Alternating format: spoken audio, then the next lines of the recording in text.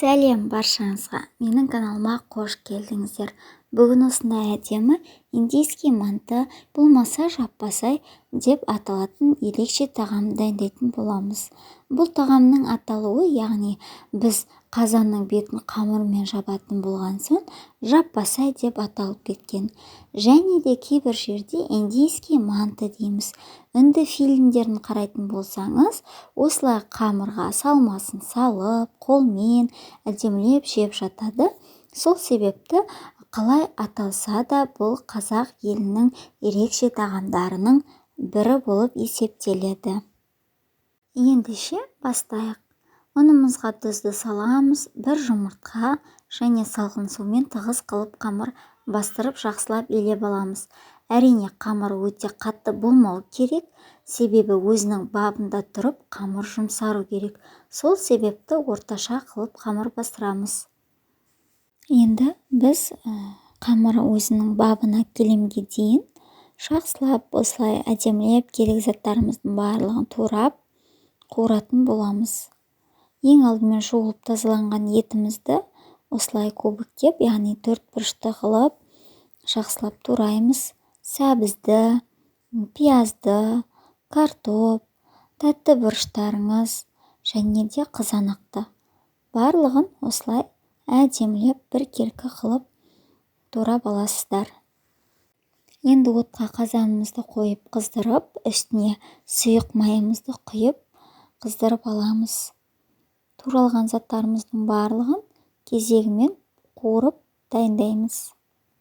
Енді осының үстіне етімізді салып, қызартып, әдемі қылып қуырасыз.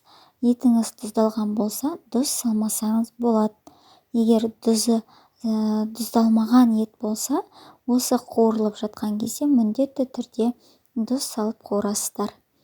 Және үстіне бір қасық томат пастасын салып, жақсылап осылай қуырып алдық.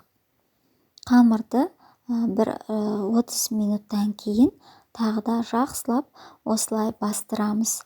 Яғни сіздің қамырыңыз жұмсақ, әдемі жайылуға ыңғайлы болу керек. Туралған заттарыңызды әр қуырылған сайын 10-15 минут қуырсаңыз жеткілікті. Мінекей сәбізді қуырдық, енді тәтті бұрыштарымызды саламыз. Содан соң қызанақ саламыз, екеуін бірге салсаңыздар да болады. Жақсылап барлығын қуырып аламыз. Дәміне қарай тұз, қара бұрыш салып, өзіңіз көресіз. Артық дәмдеуіш қоспай қойыңыз. Дәл осы рецептпен өте әдемі шығады. Содан соң үстіне енді туралған картоптарымызды салып, жақсылап бір қуырамызда, үстіне су құйып, орташа отта әдемі қылып қайнатамыз. Енді қамырды дайындаймыз. Қамыр еттің қамырындай, дәл мантының қамырындай болып жайылады. Сосын үстіне сұйық майды құйып, осылай қолыңызбен бір тегістеп жағып шығасыз. Содан кейін осы видеода көргендеріңіздей қамырды қайырып кесесіздер. Екіншісінде дәл солай қайырасыз, тағы да кесіп аласыз. Осы кескен бөлікті бірнеше бөліктерге бөлесіз. Неге қайнап жатқан қазанымызға қамырлардың барлығын осылай салып шығасыз. Уайымдамай қойыңыз, қамыр бір-біріне жабыспайды, себебі қамыр өте жақсы болып майланған. Сол себепті бір-біріне жабыспайды. Орташа отта астын басып, 30-35 минут жай отта пісіреміз. Мінекей дайын болды. Өте әдемі, керемет болып шығады.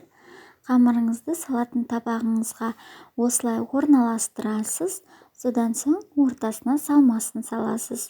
Өте керемет болып шыққан рецепт. Дәмі енді. Дәмі өте керемет. Қамырдың ортасын ашып, салмасын салып, қолмен әдемі қылып жесеңіз енді күшті. Жасауға кеңес етем. Міндетті түрде жасап көріңіздер, ас болсын.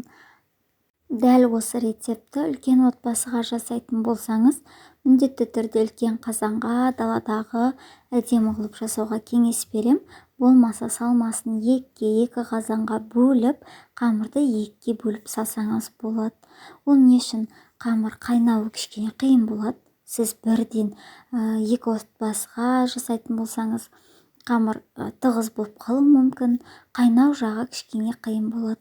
Сол үшін